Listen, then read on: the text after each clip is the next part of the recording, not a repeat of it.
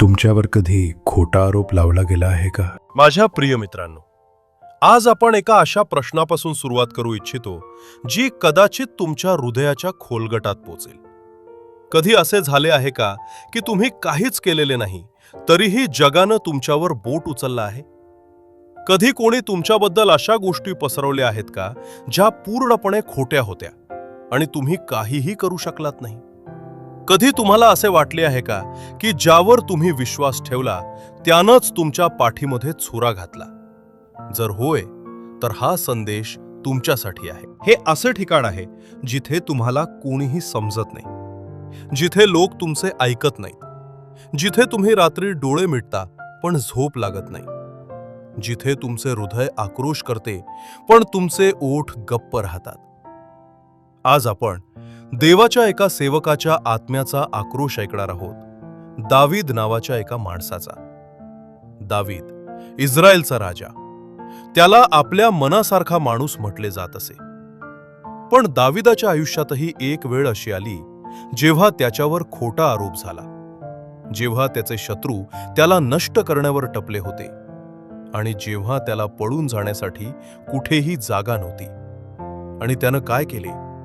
तो देवाकडे वळला आणि त्यानं अशी प्रार्थना केली जिचा प्रभाव हजारो वर्षानंतरही आजही आपल्यावर आहे. ती प्रार्थना स्तोत्रसंहिता अध्याय 7. आज आपण त्यातील प्रत्येक वचनाचा उलगडा करणार आहोत. आपण त्याचा सखोल अभ्यास करणार आहोत. देवाचा न्याय कसा कार्य करतो हे आपण पाहणार आहोत. आणि आपण हे शिकणार आहोत की जेव्हा जग आपल्या विरोधात जाते तेव्हाही देव आपली ढाल आहे. तयार आहात? चला तर मग आपण हा प्रवास एकत्र करूया. शब्दांचा सखोल अभ्यास करण्यापूर्वी हे स्तोत्र कोणत्या पार्श्वभूमीवर लिहिले गेले हे आपण समजून घेतले पाहिजे. या स्तोत्राचे शीर्षक आहे शिग्गयोन. हे एक विशिष्ट प्रकारचं स्तोत्र आहे जे भावनिक गोंधळाच्या काळात गायले जाते. याचा अर्थ आहे एक खोल सुस्कारा, आत्म्याचा आक्रोश, एक कळकळकळीची प्रार्थना. कूश नावाच्या एका बिन्यामीन वंशातील व्यक्तीनं दाविदावर खोटा आरोप केला होता. हा तो काळ होता जेव्हा राजा शौल दाविदाचा पाठलाग करत होता. दावीद अरण्यात भटकत होता आणि त्याचे शत्रू त्याला देशद्रोही व फसवणारा म्हणत होते. कल्पना करा, दाविदानं शौलाचे काहीही वाईट केले नव्हते. त्यानं त्याला कधीही इजा पोहोचवली नव्हती. तरीही त्याला आरोपांना सामोरे जावे लागले. शत्रू त्याच्या विरोधात होते आणि त्याचा जीव धोक्यात होता. तुम्ही सुद्धा याच परिस्थितीत आहात का, जिथे तुम्ही काहीही चूक केली नाही तरीही लोक तुमचा न्याय निवाडा करत होते? जर असे असेल तर दाविदाचे हे स्तोत्र तुमच्यासाठीच लिहिले गेले आहे. वचन 1 ते 2. हे माझा परमेश्वर यहोवा, माझा विश्वास तुझ्यावर आहे. सर्व माझ्यावर पाठलाग करणाऱ्यांपासून मला वाचव आणि मुक्त कर. असं होऊ देऊ नये की ते मला सिंहासारखं फाडून तुकडे तुकडे करून टाकतील आणि माझा कोणीही मुक्त करणारा नसेल. पहा, भजनाची सुरुवात कशी होते. दावीद परमेश्वराला म्हणतो, यहोवा माझा परमेश्वर. हे फक्त एक नाव नाही, हे एक नात्याची घोषणा आहे. तो म्हणतो, तू फक्त विश्वाचा परमेश्वर नाहीस, तू माझा परमेश्वर आहेस. दावीदचे शत्रू सिंहासारखे होते. सिंह जो थांबणार नाही, जो कमकुवत पाहता झपटून येतो. दावीदला वाटलं, जर परमेश्वर वाचवला नाही तर कोणीही वाचवणार नाही. आणि हीच खरी सत्यता आहे. जेव्हा प्रत्येक दरवाजा बंद असतो तेव्हा परमेश्वराचा दरवाजा उघडा राहतो. आज तुम्हालाही असं वाटतंय का की जग तुमच्या मागे आहे आणि तुम्ही एकटे आहात? तर आज दावीद सारखं म्हणा, हे यहोवा, मी तुझ्यात शरण घेतो. वचन 3 ते 5. हे माझा परमेश्वर यहोवा, जर मी हे केले असेल, जर माझ्या हातांनी कपटपूर्ण काम केले असेल, जर मी माझ्या मैत्रिणी किंवा मित्रांकडून केलेल्या चांगुलपणाच्या बदल्यात वाईट केले असेल किंवा मी त्याच्याकडून घेतले असेल जो माझा शत्रू आहे, तर शत्रू माझ्या प्राणांचा पाठलाग करून मला धरावा किंवा माझ्या प्राणांना जमिनीवर चिरडून टाकावे आणि माझ्या महिमेला मातीमध्ये मिसळावे. इथे दावीद काही असाधारण करतात. ते स्वतःला परमेश्वरासमोर तपासतात. ते म्हणतात, परमेश्वर, जर मी खरोखर काही पाप केले असेल, जर मी माझ्या मित्राला फसवले असेल, जर माझे हात निरपराध लोकांच्या रक्तानं रंगलेले असतील, तर मला शिक्षा मिळावी. हे किती धैर्यशील पाऊल आहे. दावीद परमेश्वरापासून काहीही लपवत नाही. ते म्हणतात, तू मला तपास, तू मला पाह. एक निष्कलंक व्यक्ती परमेश्वराच्या तपासणीपासून घाबरत नाही. तो त्याला आमंत्रित करतो. आज तुम्ही देखील परमेश्वरासमोर ही प्रार्थना करू शकता का? परमेश्वर, माझ्या हृदयाला तपास. जर माझ्यात काही त्रुटी असेल, मला दाखव. पण जर मी निष्कलंक आहे, तर माझ्या बाजूनं न्याय कर. वचन 6. हे यहोवा, आपल्या रागात उभा राहा. रागानं भरलेल्या त्रास देणाऱ्या व्यक्तीविरुद्ध तू उभा राहा. माझ्यासाठी जागा हो. तू न्यायाची आज्ञा दिलीस. आता दावीद आणखी एक पाऊल उचलतात. ते परमेश्वराला न्यायाधीश म्हणून बोलवतात. ते म्हणतात, परमेश्वर, जाग जा, उभा रहा. हे असम्मान नाही. हे त्या व्यक्तीची वेदना आहे जी जाणते की परमेश्वर न्यायाचा परमेश्वर आहे. जेव्हा कुठूनही आपल्यासाठी न्याय मिळत नाही, जेव्हा कोणीही आपली ऐकणार नाही, तेव्हा आपल्याकडे असा न्यायाधीश आहे जो कधी झोपत नाही, कधी लाज घेत नाही आणि कधी चुकीचा निर्णय देत नाही. परमेश्वराचा न्याय सिंहासन हीच ती जागा आहे जिथे प्रत्येक सत्य समोर येते. वचन 7 ते 8. देश देशातील लोकांची गर्दी तुझ्या भोवती असो आणि तू त्यांच्यावरून उंच ठिकाणी परत जा. यहोवा प्रत्येक जातीवर न्याय करतो. यहोवा, माझ्या धार्मिकतेनुसार आणि माझ्या प्रामाणिकतेनुसार माझा न्याय कर. दावीद म्हणतो, परमेश्वर, तू फक्त माझ्यासाठी नाहीस, तर सर्व जातींसाठी न्याय करणार आहेस. तू सर्वोच्च न्यायाधीश आहेस. आणि मग तो एक खोल विचार सांगतो, माझ्या धार्मिकतेनुसार माझा न्याय कर. हे गर्व नाही, हे विश्वास आहे की परमेश्वर सत्य जाणतो. माझ्या प्रिय मित्रांनो, जेव्हा जग तुम्हाला चुकीचे समजते, तेव्हा तुम्हाला परमेश्वरासमोर सत्य बोलणे आवश्यक आहे. त्याला तपासू द्या. तो सत्य जाणतो आणि तो सत्याच्या बाजूने उभा राहतो. वचन 9. वाईटांना शिक्षा कर आणि चांगल्यांना मदत कर. देवा, तू चांगला आहेस आणि तू लोकांच्या हयात डोकावून बघू शकतोस. इथे एक मोठे सत्य दिसते. परमेश्वर फक्त बाहेरील कृत्य पाहत नाही, ते मन तपासतात, ते हृदय पाहतात. म्हणून दावीद म्हणतो, दुष्टतेचा अंत कर. कारण जे लोक खोटे बोलत आहेत, जे लोक कट रचत आहेत, त्यांचे मन परमेश्वरापासून लपवता येत नाही. कोणताही माणूस परमेश्वराच्या डोळ्यांपासून खोटेपणा लपवू शकत नाही.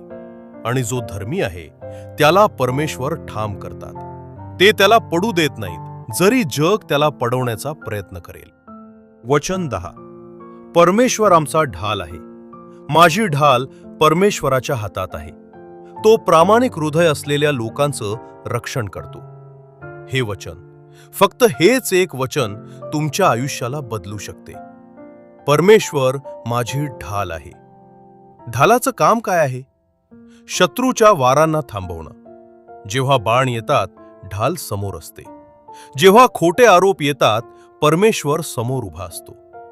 दावीद येथे म्हणतो, प्रामाणिक हृदय असलेल्या लोकांचा रक्षक परमेश्वर आहे. जे मनापासून प्रामाणिक आहेत, परमेश्वर त्यांचं रक्षण करतो. तुम्ही आज ही घोषणा करू शकता का? परमेश्वर माझी ढाल आहे. वचन 11. परमेश्वर धर्मी आणि न्यायी आहे. तो असा देव आहे जो दररोज क्रोध करतो. हे वचन आपल्याला स्मरण करून देते की परमेश्वर न्याय करतो, थांबत नाही. दररोज म्हणजे प्रत्येक दिवशी परमेश्वर पाप पाहतो. दररोज तो अन्यायावर राग करतो आणि एक दिवस त्याचा न्याय प्रकट होईल. परमेश्वराचा न्याय त्याच्या वेळेनुसार येतो, पण तो कधीही चुकीचा होत नाही. म्हणून घाबरू नका.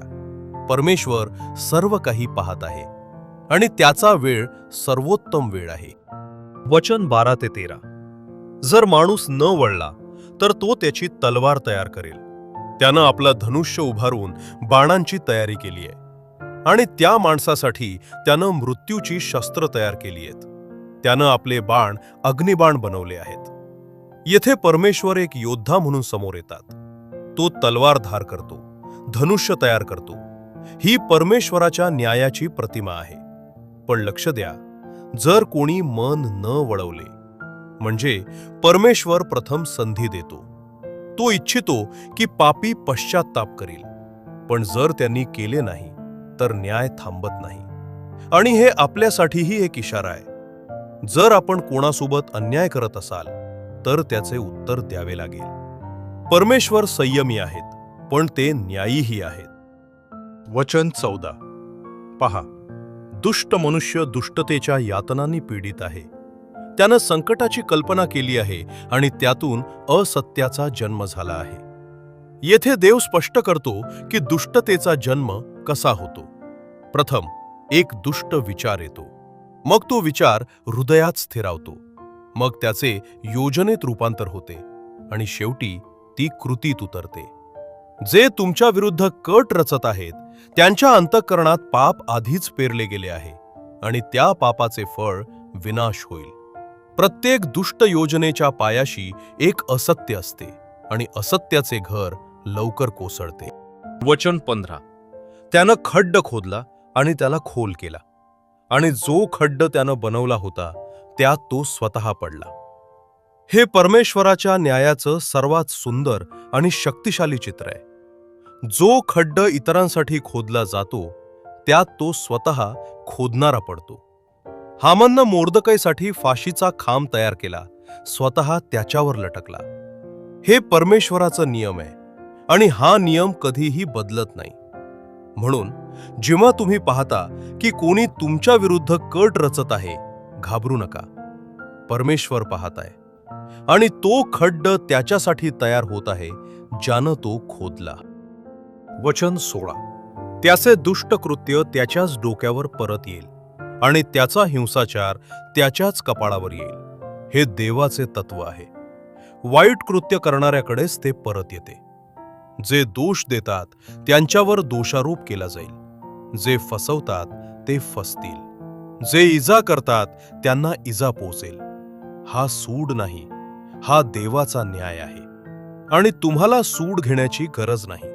बायबलमध्ये रोमकरांस लिहिलेल्या पत्राच्या 12व्या अध्यायातील 19व्या वचनात देव म्हणतो, सूड माझा आहे, मी सूड घेईन. श्लोक 17. मी यहोवा यांच्या धर्मानुसार त्याचे धन्यवाद करीन आणि परमप्रधान यहोवा यांच्या नावाचा स्तवन गीत गाईन. ज्यापासून हे स्तवन सुरू झाले तेथे येऊन एक चमत्कार घडतो. दावीद कराहात सुरू केला होता, भीतीनं सुरू केला होता, संकटातून सुरू केला होता, आणि तो कुठे संपवतो? स्तुतीने, धन्यवादाने, स्तवन गीताने. हे परमेश्वरासोबत वेळ घालवण्याचे चमत्कार आहे. तुम्ही रडत जाऊन गात गात परत येता. दावीदने परमेश्वराच्या धार्मिकतेचे दर्शन घेतले. त्याने जाणले की परमेश्वर न्याय करतो आहे, करेल आणि नेहमी करतो राहील, आणि त्याचा प्रतिसाद होता स्तुती. माझ्या प्रियांनो, अनेकदा आपल्या जीवनात असे प्रसंग येतात जेव्हा आपल्यावर खोटे आरोप लावले जातात. तुमच्याबरोबर असं काही झाले आहे का की कुणी तुमच्याबद्दल खोटे बोलले? कदाचित कामाच्या ठिकाणी, कुटुंबात, मंडळीत, आणि लोकांनी त्या खोट्या गोष्टींवर विश्वास ठेवला. माझ्या प्रियानो, दावीदनं काय केले? त्यानं स्वतःला साफ करण्याचा प्रयत्न केला नाही. त्यानं परमेश्वराला आपला वकील बनवले. विश्वासघात. ज्यावर तुम्ही विश्वास ठेवलात त्याच्याकडून धोका मिळाला. हा वेदना फार खोल आहे. पण दावीदचा अनुभव सांगतो, परमेश्वर तो नाही जो धोका देतो. अन्याय. कदाचित तुम्हाला ते मिळाले नाही जे तुमचे हक्क होते. पदोन्नती नाही मिळाली, न्याय नाही मिळाला. पण परमेश्वर असा न्यायी आहे ज्याच्या दरबारात कधीही चुकीचा निर्णय होत नाही. भीती. कदाचित तुम्ही घाबरत आहात. काय होईल? लोक काय म्हणतील? माझी नोकरी जाईल का? माझे कुटुंब माझ्याबद्दल काय विचारेल? दावीदचा उत्तर, हे यहोवा, माझ्या परमेश्वर, मी तुझ्यात शरण घेतो. या स्तोत्रामध्ये देवाचे 3 महान गुण प्रकट झाले आहेत. 1. देव आमचा आश्रय आहे. वचन 1. जेव्हा जग आपल्या विरोधात जाते तेव्हा देव असे स्थान आहे जिथे तुम्ही सुरक्षित असता, जणू वादळात एक मजबूत किल्ला. 2. देव आमची ढाल आहे. वचन 10. जेव्हा बाण येतात तेव्हा देव आमच्या समोर उभा राहतो. तो आमचे रक्षण करतो. आम्हाला लढण्याची गरज नाही, फक्त त्याच्या पाठीशी उभे राहा. 3. देव नीतिमान न्यायाधीश आहे. वचन 11. तो सर्व काही जाणतो, तो सर्व काही पाहतो आणि तो योग्य वेळी नीतिमान न्याय देतो. देव माझा आश्रय आहे. देव माझी ढाल आहे. देव माझा न्यायाधीश आहे. माझ्या प्रियजनांनो, डोळे मिटा. आज तुम्ही येथे आणलेल्या वेदना आठवा. तो खोटा आरोप, तो विश्वासघात, तो अन्याय, ती भीती. आता त्या वेदना देवाच्या हाती सोपवा, जसे दाविदाने केले. म्हणा, देवा, हे सर्व तुझ्या समोर आहे. तुला माहित आहे, तू पाहतोस, तू न्याय करशील. प्रियजनांनो, देव तुमची ही प्रार्थना ऐकत आहे.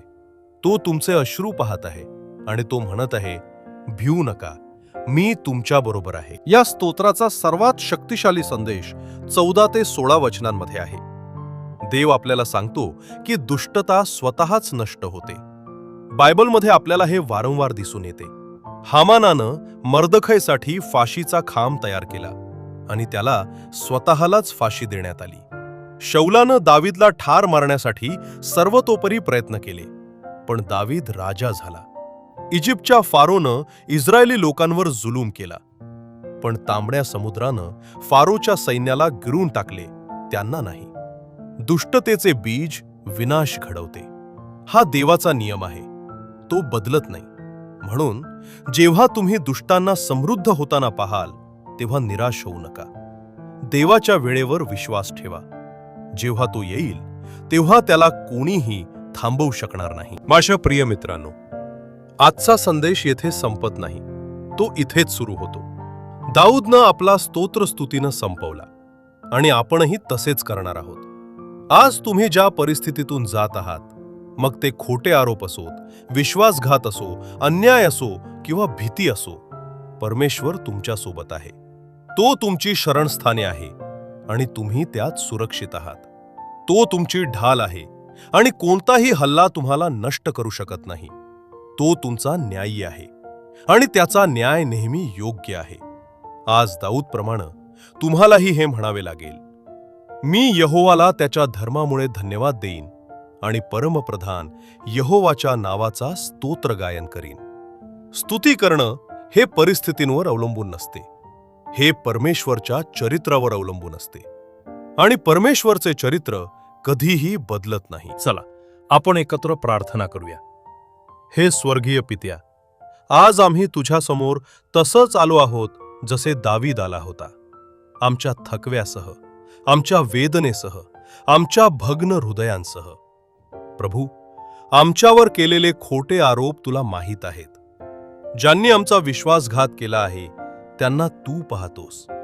आमच्यावर झालेल्या अन्यायाचा हिशोब तू ठेवतोस. आज आम्ही तुला आमचा मध्यस्थ बनवतो. आज आम्ही तुला आमची ढाल बनवतो. आज आम्ही तुला आमचा न्यायाधीश बनवतो. हे देवा, आम्हाला दाविदासारखा विश्वास दे, म्हणजे आम्ही संकटातही तुझी स्तुती करू शकू, म्हणजे आम्ही अंधारातही तुझ्यावर विश्वास ठेवू शकू, म्हणजे आम्हाला कळावे की तू आमच्या सोबत आहेस. आणि जे आमचे शत्रू आहेत, प्रभू, आम्ही त्यांना तुझ्या हाती सोपवतो. सूड तुझा आहे, न्याय तुझा आहे. तुझ्यावर विश्वास ठेवणं आणि तुझी स्तुती करणं हे आमचे काम आहे. हे सार्वभौम प्रभू, तुझे नाव धन्य असो. तुझे नाव स्तुतीस योग्य आहे, आज आणि सदैव. आमेन.